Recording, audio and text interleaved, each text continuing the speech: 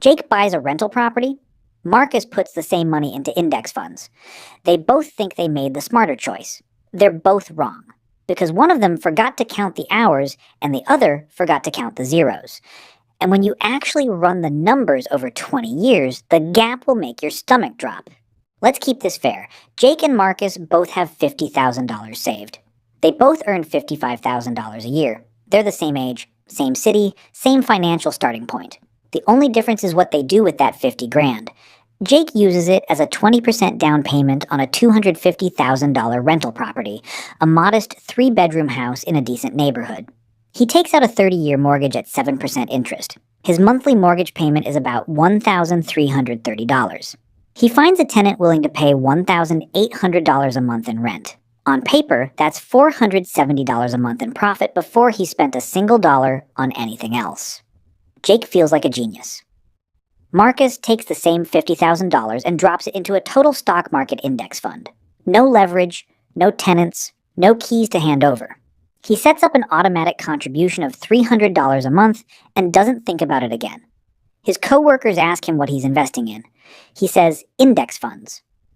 They nod politely and change the subject. Nobody's impressed.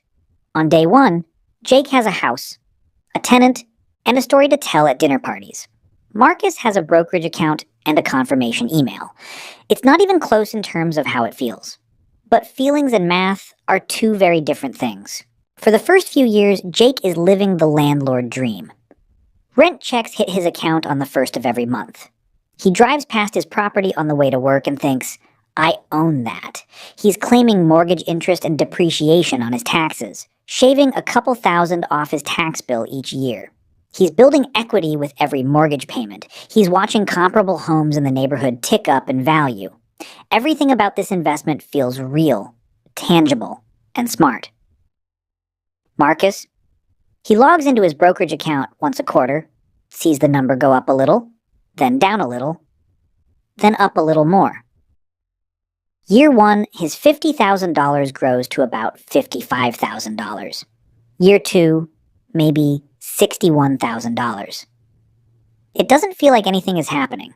There's no key in his pocket, no tenant texting him, no asset he can point to from his car window, just a number on a screen. Jake's friends ask him about the property. Marcus's friends don't ask him about anything. The social proof alone makes Jake feel like he's winning by a mile. Let's look at the numbers through year three. Jake has collected roughly $64,800 in rent. His mortgage payments total about $47,880. That leaves $16,920 in gross cash flow. Sounds great, until you subtract everything else. Property taxes run about $3,000 a year. Insurance adds another $1,500. He's already replaced a water heater for $1,200, fixed a leaking roof for $2,800, and dealt with 1 month of vacancy between tenants that cost him $1,800 in lost rent plus $600 to clean and relist. Property management? Jake does it himself to save money, but that means phone calls at 10 p.m., weekend showings, and coordinating repairs on his lunch break. After all real costs, Jake's actual net cash flow over 3 years is somewhere around $2,000 to $4,000. Not the $16,920 that looked so good on a napkin. And that doesn't account for a single hour of his time. Marcus, meanwhile, has put in $50,000 plus $10,800 in monthly contributions, at roughly 10% average. Annual return, his portfolio is sitting at about $76,000. He spent 0 hours managing it, 0 phone calls, 0 emergencies. But Jake still has leverage working for him. His $250,000 property has appreciated maybe 3 to 4% a year and is now worth around $270,000 to $280,000. His equity, the difference between what the house is worth and what he owes, has grown to roughly $55,000 to $65,000. That's real wealth, and it came partly from using the bank's money. That's the power of leverage, and it's the one advantage stock investors can't easily replicate. The rent check is the number everyone talks about. It's the number on the YouTube thumbnail, the number at the real estate meetup, the number your landlord buddy brags about at the barbecue. What nobody talks about is everything that comes out of that rent check before you actually keep any of it. Vacancy. The average rental property sits empty about 1 month per year. That's not a disaster, but it's a full mortgage payment with zero income to cover it. And when a tenant leaves, you're paying for cleaning, minor repairs, listing fees, and your own time to screen and show. Maintenance and repairs. The general rule is to budget 1 to 2% of the property's value per year for maintenance. On a $250,000 house, that's $2,500 to $5,000 annually. Some years it's a $200 faucet fix. Other years it's a $7,000 HVAC replacement that you didn't see coming and can't postpone because it's August and your tenant is threatening to leave. Capital expenditures. Roofs last 20 to 25 years. Furnaces last 15 to 20. Water heaters last 10 to 12. These are guaranteed future costs, and they come in chunks of $5,000 to $15,000. If you're not setting aside money every month for these, you're not running a business. You're running on luck. Property management. If Jake hires a manager, that's 8 to 10% of monthly rent gone immediately, roughly $150 to $180 a month. If he manages it himself, he's working a part-time job he's not getting paid for. Either way, it costs something. And then there's the one risk nobody likes to discuss. Bad tenants. A tenant who stops paying and knows the eviction process can cost you 3 to 6 months of lost rent plus legal fees.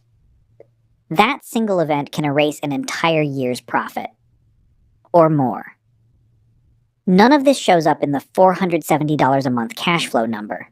But it shows up eventually. By year 5, Jake is deep in the reality of being a landlord. He's on his third tenant.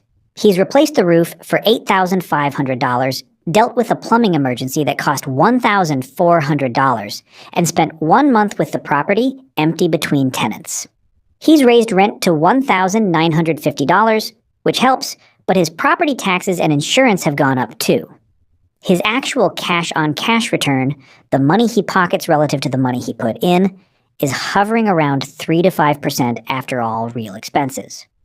Not bad, but not the 15 to 20% return he told his friends about at the barbecue. Marcus is still doing absolutely nothing. His portfolio has grown from $50,000 to roughly $135,000 to $150,000 by year 7, including his $300 monthly contributions. He didn't pick stocks. He didn't time the market. He didn't do anything except not touch it. The compound growth is starting to accelerate. The gains on his gains are now generating more new wealth each year than his original contributions. Here's what's happening underneath the surface. Jake's wealth is growing, but it's growing slowly after expenses, and it requires constant attention.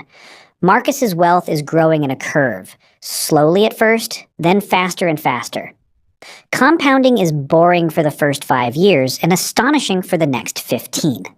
By year 10, Jake's property is worth roughly $335,000 to $350,000. His remaining mortgage balance is about $166,000. That puts his equity at approximately $170,000 to $184,000. Over 10 years, after subtracting every real cost, mortgage interest, taxes, insurance, repairs, vacancy, capital expenditures, Jake's total out-of-pocket beyond the original down payment is somewhere between $20,000 and $35,000. Marcus's portfolio, with consistent $300 monthly contributions and roughly 10% average annual returns, is sitting at approximately $165,000 to $180,000. He put in $50,000 upfront plus $36,000 in contributions. $86,000 total. The rest is pure compound growth.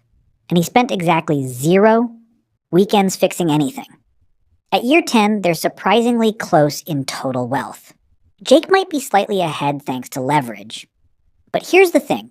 Jake also spent hundreds of hours managing his property, took on hundreds of thousands in debt, and concentrated his entire investment in a single asset in a single zip code. Marcus diversified across thousands of companies and never lost a night of sleep. This is where the story fully separates. By year 20, Jake's property is worth roughly $450,000 to $500,000. His mortgage is either paid off or nearly there. His equity is somewhere between $400,000 and $500,000 depending on appreciation. He's been collecting rent the entire time, but after 20 years of maintenance, repairs, turnover, taxes, insurance, and at least one major renovation, his total net profit from cash flow might be $40,000 to $80,000 above what he spent. Maybe more in a hot market, maybe less in a flat one. Marcus's portfolio?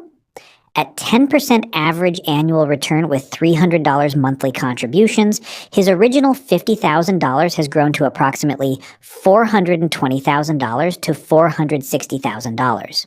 That's with total contributions of $122,000 over 20 years. The other $300,000 plus is pure compounding. No debt, no tenants, no 2 a.m. phone calls about a broken pipe.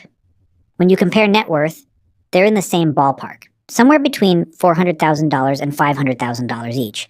But how they got there is completely different. Jake worked for his, Marcus waited for his. Jake had stress, risk concentration, and illiquidity. Marcus had volatility, but liquidity and freedom. And here's the part that changes the math dramatically. If Marcus increased his monthly contribution by even $200 by bringing it to $500 a month, his 20-year portfolio jumps to roughly $550,000 to $600,000. That's because in the stock market, increasing your contribution has a multiplied effect through compounding. In real estate, increasing your investment usually means buying another property, taking on another mortgage, and doubling your workload. If I only showed you the downsides of real estate, I'd be doing what every stock market influencer does. Stocks have real risks that people love to gloss over. Volatility is brutal. In 2008, the market dropped roughly 37%. In March 2020, it dropped 34% in a single month. If Marcus had $150,000 in his portfolio and watched it fall to $95,000 in a few weeks, that's not a number on a screen. That's gut-wrenching. And the data is clear. Most retail investors panic sell during crashes and buy back in after the recovery, locking in losses at the worst possible time. There's no cash flow. Unlike a rental property, index funds don't send you a monthly check you can spend. Dividends exist, but on a total market fund, you're looking at maybe 1.5 to 2% yield. On $150,000, that's about $200 a month. That's not replacing anyone's income. No leverage. Marcus used $50,000 to control $50,000 in assets. Jake used $50,000 to control $250,000 in assets. That 5-to-1 leverage is powerful when property values rise. And it's the main reason real estate creates more millionaires than the stock market in many surveys. And there's no tax magic like depreciation. Real estate investors can deduct the theoretical decline in their building's value from their taxable income, even if the property is actually appreciating. That's a legal tax shelter that stock investors simply don't have access to. Real estate wins in specific, identifiable situations.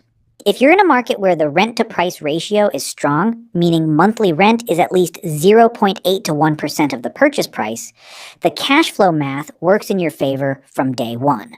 If you're willing to treat it as a business, not a side hustle, screening tenants carefully, budgeting for capital expenditures, building systems, the returns can exceed stocks, especially with leverage. If you use strategies like house hacking, living in one unit and renting the others, you can reduce your own housing costs to near zero while building equity. That's something the stock market simply can't do. And if you understand 1,031 exchanges which let you defer capital gains taxes by rolling profits into a new property, you can grow your real estate portfolio tax-free in ways stock investors can't replicate without retirement accounts. Real estate isn't a bad investment. It's a misunderstood one. Jake and Marcus both walked away from that decision thinking they were making the smart play. Jake thought real estate was the proven path to wealth. Marcus thought the stock market would do the work for him. Neither of them actually sat down and mapped out what this costs. In dollars, in time, in stress, and in risk. Over 10 or 20 years. The real trap isn't real estate, and it isn't stocks. The real trap is picking either one based on a YouTube headline, a podcast clip, or something your uncle said at Thanksgiving without ever running the full numbers for your own situation. And if you're wondering what happens when you do both, when you own property and invest in the market at the same time, That's a completely different conversation. And the math might change everything you think you know. But for now, the next time someone tells you real estate always wins, or the stock market always wins, ask them one question. Did you include everything? Because the answer that includes everything is the only answer that matters.